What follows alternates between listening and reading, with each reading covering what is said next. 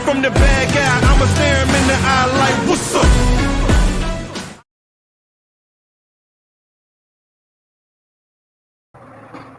Hello everyone, and it's me again, day 20 of my Story, My Strength challenge, and I am just wanting to come and talk to you about why I do this. And I'm not going to do this every week, every day. It's going to slow down because we're almost at day 30, and the day 30 things are going to start getting a little bit, thought things were gritty then, but we still got a whole year to go. So this story, as we all know, is not just about telling stories. It's about reclaiming my voice, my power, and every single piece that tried to be broken, that someone tried to break, that someone tried to erase with abuse, neglect, with narcissism, gaslighting, everything that they tried to take away from me, I'm reclaiming with my voice. So every day I show up here and I take another piece back that was stolen from me. So I am basically trying to take my power back. So if you're listening, maybe it's time for you to take yours back too. I didn't do this for attention. I did this for my healing. Anyone who's ever tried to smile when they're bleeding inside, this is for you too. Healing is messy. Tonight I'm going to have an episode talking about that. It's titled, I didn't sign up for this shit, because healing is messy. It's not easy. It's uncomfortable. And it's one of the most powerful, most rebellious things a survivor can do is to commit to their messy healing. So as a trigger warning, this episode contains themes of domestic violence, stalking, emotional manipulation, child abuse, high-speed danger involving children, meaning a car. And so if any of this triggers you, please listen with care. Take a break if you need, walk away if you need, because your emotional safety always comes first. Okay, so today I'm going to talk about how I was never really the type to kind of just sit down and wallow in my abuse. Yes, I went through abuse. I did, but I ran. I didn't just sit there. I ran so many times, from my mom abusing me, from the streets abusing me, from my ex abusing me. And I ran until I landed in Anchorage, Alaska. And when he showed up in Anchorage for me, I was just like, oh my God, I'm done. I'm done. I had a really good job. My kids were in a decent school that they loved. We had an apartment. We were surrounded by a couple of people that I thought really cared a lot about us. I mean, we were just making a community, and it was just, for a moment, it felt like true peace. Then he showed up and took away any resemblance of what that peace looked like. Just took it away. And I was just over it. I said, I don't care. I was going to live some type of life, some type of resemblance of a life, no matter what the cost. He was going to allow me to work. He was, because he's always trying to prevent me from working. But he was going to allow me to work so that I could provide a decent life, because we struggled so much, you guys, because he wouldn't even allow me to work. When I work, he'd get mad. He'd call my phone every 5 minutes, want to blow up my phone. If I don't answer my phone, he'd show up at my job, won't let me go to work. I'll lose my job. I've gotten fired from so many jobs because I couldn't perform, because this man just would not allow me to work. So I slept on the couch most nights because I did not want to sleep next to him. He was disgusting. He made me sick to my stomach, and for some reason he had it in his mind that I still even wanted to be with him. Like, no, just don't fucking touch me. Don't touch me. You know, I just wanted him to disappear. I just wished that he would just disappear, and he wouldn't. And I knew me and my children, we needed therapy.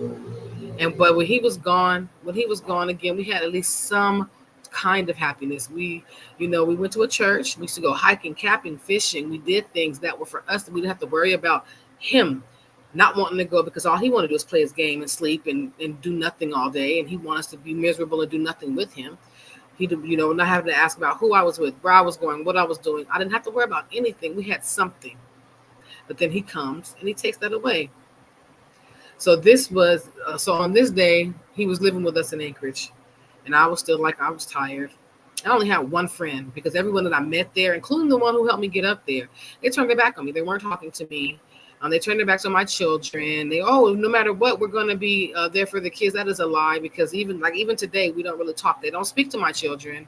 One of them is not allowed to, but they don't speak to my children. It's just like whatever. So it's fine. It's fine.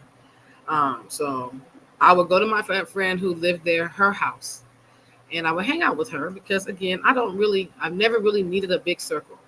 I wanted to be accepted, but I knew how to be alone, and I still do. I mean, honestly, I'm finding so much more peace in it. I prefer it that way anyway. But I used to go to her house just to get away from him. She would come to my house too, because she was the one friend he didn't mind coming around. I had a little connection with her, and he was fine with it. But before he moved to Alaska, the same girl, her cousin, he was younger than us. I think he might have been 17 or 18. He was someone I wasn't interested in.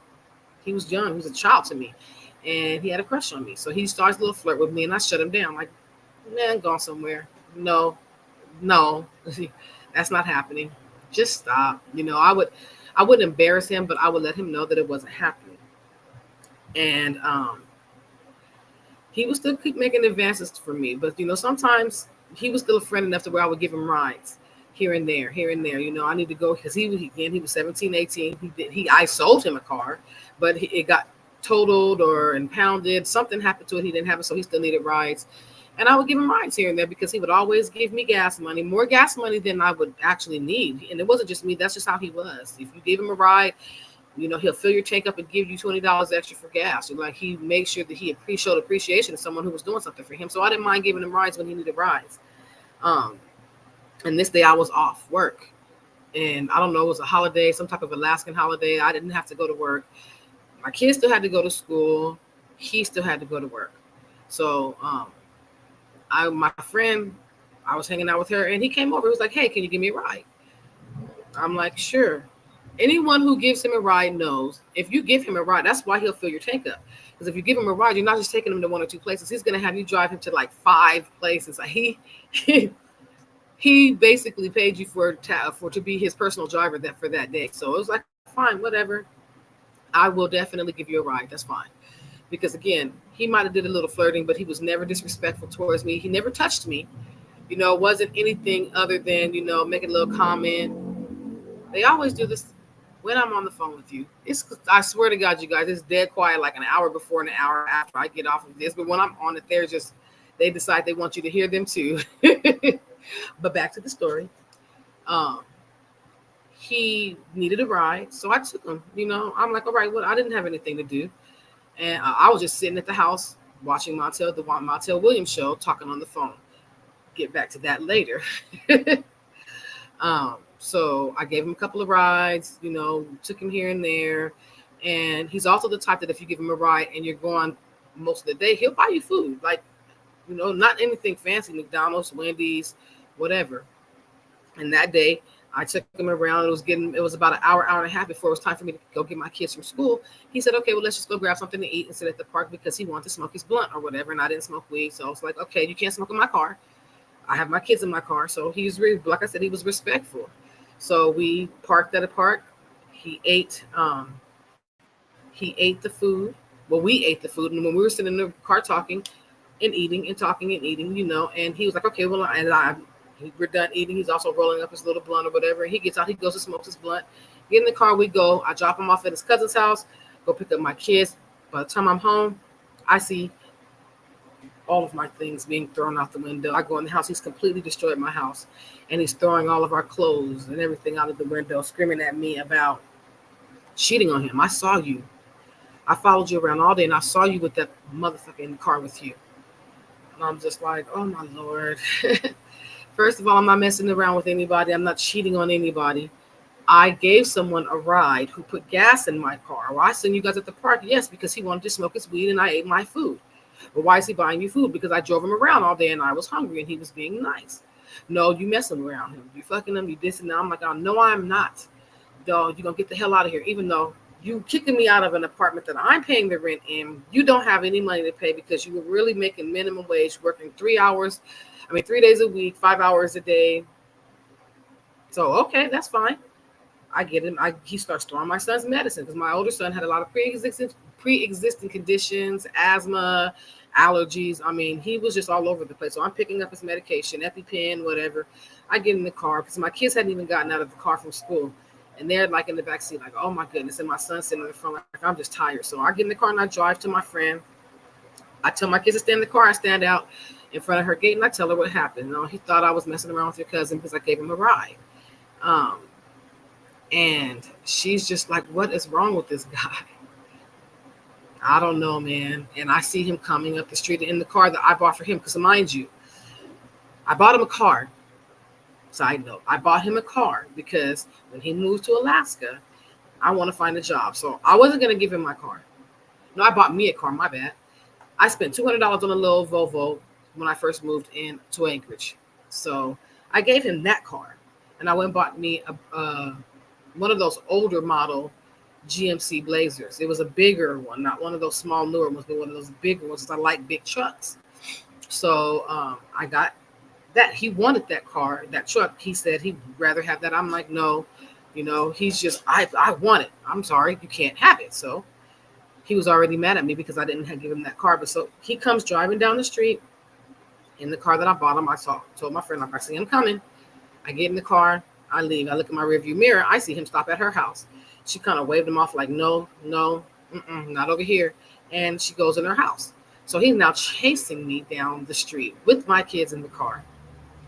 And by the time he starts chasing me, I'm on the phone with the local domestic violence women and children's shelter, letting them know that I'm being chased by my current husband. He had thrown all of our things out of the house. He was threatening harm to me and my children, and they were trying to find me a bed. They told me that they were going to call me back. So I got off the phone and I'm focusing on driving now. And he now then pulls up on the side of us and starts to try to veer into me and to run me off the road. And I'm looking down because, again, I have really big tires and he has this little Volvo, and I'm looking down at him and I'm like, no. So my son just dials 911 and I'm driving towards the police station trying to see, okay, well, let me drive towards the police station. And I'm speeding, going as fast as my car will take me on the snow because it is like spring-ish. Winter is, it's still snow and slippery on the ground, but I have 4-wheel drive. I felt more safe, but he was still trying to like make me spin out or something because he wanted me to pull over and I wouldn't. So I drive towards the police station saying, okay, maybe seeing that a police car will see me speeding and pull me over so that I can let them know that guy is chasing me. He's trying to kill me and my kids. He's trying to run us off the road, something. Or maybe they'll see him running me off the road. See, that never happens when I'm not talking to you guys. Maybe they'll see him trying to run me off the road and pull him over. But wow, my luck, not one police car, not one. So, but my son's on the phone with the 911 dispatcher. She tells me to kind of make my way back towards where I came because she's going to set up some police officers in that area. And when they see me speed past, I describe my car, gave him my license plate, described the car he was driving, which was registered to me, and gave them the license plate. So when they saw us driving, they would pull him over. And that's exactly what they did.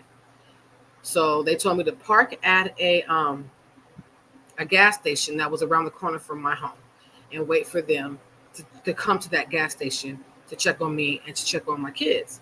So I did that. I parked at the gas station that they told me to park at. And they came. They told me that they arrested him and that it was safe for me and my kids to go home. But if I wanted to, I can go to the shelter. So I just went on ahead and went home. We picked up all of our things off the ground, put it in the house, straightened up the house the best that we could. And he started to call because in Alaska, you get free calls. I think when you were in holding, I'm not sure how that works, but he was able to call me for free for a little bit before they even started telling him he had to pay for anything. But he's like, I want to see my kids. And my son was like, I don't want to see him. And I'm like, you don't want to see your dad? And he gets mad. Well, you don't know what he's doing to me. So that's what made the whole thing worse. Because after all this, I find out, my son admits to me that while I'm at work, that he's beating them. He's beating my oldest son. He's beating him for things like standing in front of the TV, not really paying attention to the fact that he's in front of the TV, or eating a piece of candy that he didn't want my son to eat. He's beating him until he's leaving whelps on him. And my son was hiding them from me. So I was like, yeah, no. I took that call. And I told him I will never take. My son is not going to lie to me. My younger children said he never could hit them, but that they were threatened that if they did tell me, they would get it worse than what he got. So out of fear, They never said anything, and this was going on for months. And that was like there was nothing that he could say or do. He could sleep on the streets because he used to make me feel guilty about being I'm gonna be homeless, and then I have a huge heart, but that when he told me that, whatever heart I may have had for him, done. You could sleep on the corner and freeze in the snow. I didn't at this point, so I was happy that he was in jail and happy that for the first time ever, the judicial system tried to do their job and they helped me. So, how I identified with this experience, I felt empowered all the way up until my son told me he was being abused, and then that shattered me.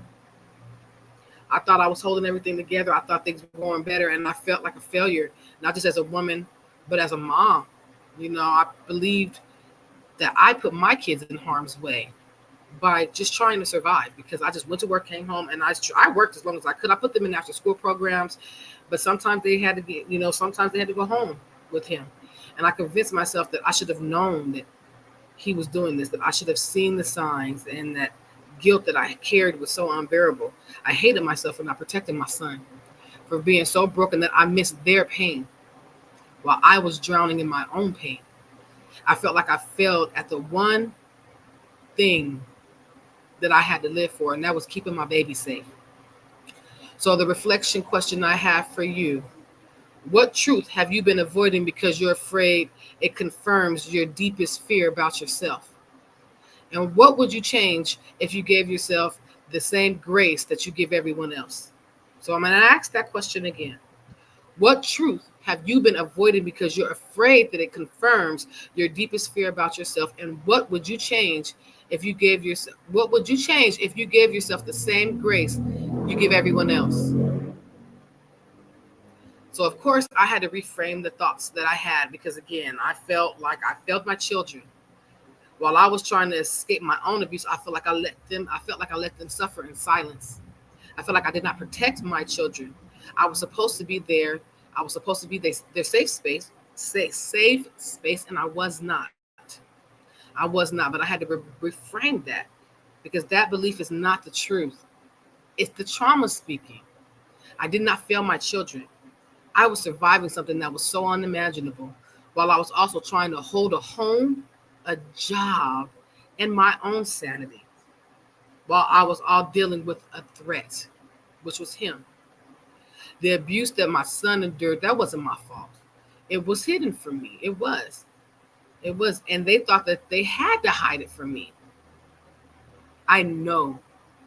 I know what it's like to choose safety, what I felt like was safety. And that's what they had to do. So, I created a safer future for my children. I try to. And that's not failure, that's courage. You can acknowledge your own pain without blaming yourself for what your abuser has done. Accountability is not the same as shame.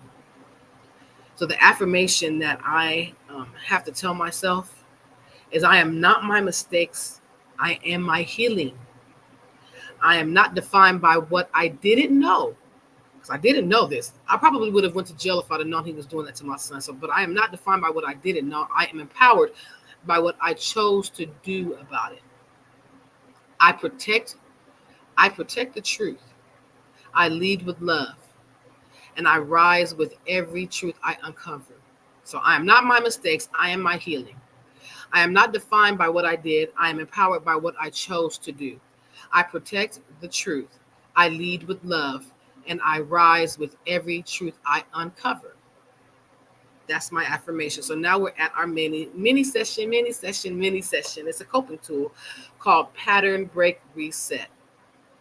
This is a shocking the nervous system kind of with cold grounding. So you kind of shock your nervous system back. So when your body is in panic, sometimes the fastest way to reset your system is to shock it gently but intentionally. This grounding technique uses cold exposure and touch to bring you back to the present. So you touch something cold. So get a bowl of ice water or an ice pack. Place it in your hands. Place it into your hands, and then wrap it with a towel. Or place your hand. Okay, I'm sorry, I'm saying that wrong. Place your hands in the cold water, or wrap the pack in a towel and place it on the back of your neck or inside of your wrists. And while holding this cold sensation, begin naming out loud where you are, who is with you, and one thing you're proud of surviving. So I'm going to start that all over because I say it, I know what to do, but my brain gets a little flippy when I have certain stories because of the trigger that it brings me. I might have to do this grounded technique when I'm done with you guys, to just be honest, because this was a little bit triggering because it was the day I found out my son was being abused, and that still bothers me. And it's the son that that passed away. So that kind of hits a lot with me. So this technique is you get a bowl of ice water or a cold pack. You either place your hands in the cold water or you get that ice pack and you wrap it in a towel and then you place that on the back of your neck or your inner wrists. And then while holding that cold sensation, begin naming out loud who you are. Who are you with? I'm sorry. Where you are and one thing you're proud about surviving. And you repeat that 3 times. The cold exposure activates the vague nerves in your body that helps you remember that this is now. This is not then. So it activates the nervous systems in your body to remind you of where you are, where you're at, who you're around, that you're safe, and that you're here. And it's kind of something that's fast, and it's something that's kind of snap you back into the now. Okay, so I have the empowerment challenge, the 1-minute empowerment challenge. Today, I want you to write one lie that you have been carrying around about yourself. One heavy belief that was planted into you through trauma. What were you told about yourself? What were you made to feel about yourself that wasn't true, but it was planted in you through trauma? Then I want you to safely destroy it. You could burn it somewhere where it's safe, or in a burn safe container or a heat safe container. You can shred it, you can rip it, whatever feels powerful to you. It's just whatever, and just as long as you're safe with it. You can cut it up with scissors. Don't eat it. You can bite it, chew it up, and spit it out if that's your thing. Whatever you got to do, destroy it. Okay? Not as a cute ritual. Don't do this as a ritual. This is not a spell. This is a declaration. That belief does not own you. That belief does not own you. You're your own healing. So you're basically ripping that up and telling yourself that that's not true. So you do that. That is your empowerment challenge. Now I want to give you guys, introduce you guys to someone who is very special to me. This is my survivor spotlight, Miss Trish Hayes. Trish is someone who has shown me a beauty that I thought was hidden from this world. She was one of the guests on my podcast. Before I started going live. I honestly probably would want to reach out to her and see if I can get her back on, because honestly, she's a beautiful woman, and she went through a very violent marriage and was isolated from her support system, her family, friends, anybody. And she was married to a man who he held high standings in the community. He wasn't he wasn't an addict. He wasn't someone that you would look at and see and think that's an abuser. So he didn't look like a monster. So she felt like she couldn't tell anybody who he was because they wouldn't believe that this was the monster that she lived with. She was afraid and alone, but she didn't let that stop her. She used whatever resources that she could to get away from this relationship and fought really hard for her freedom from the violence that she had to endure and from the isolation that she suffered in this marriage. Trish now speaks out for women who are survivors of abuse. She has a podcast where she shares stories of triumph and transformation, and her energy lightens up the world. She doesn't just talk about surviving. She lives her truth boldly, reminding us what it looks like to stand in our power after pain. She hosts these beautiful retreats. She invited me to Bali, but I had a family emergency. I couldn't go. I felt so bad. I was so excited to meet her in person because she is a beautiful, beautiful spirit. So to Trish, thank you so much for refusing to be silenced.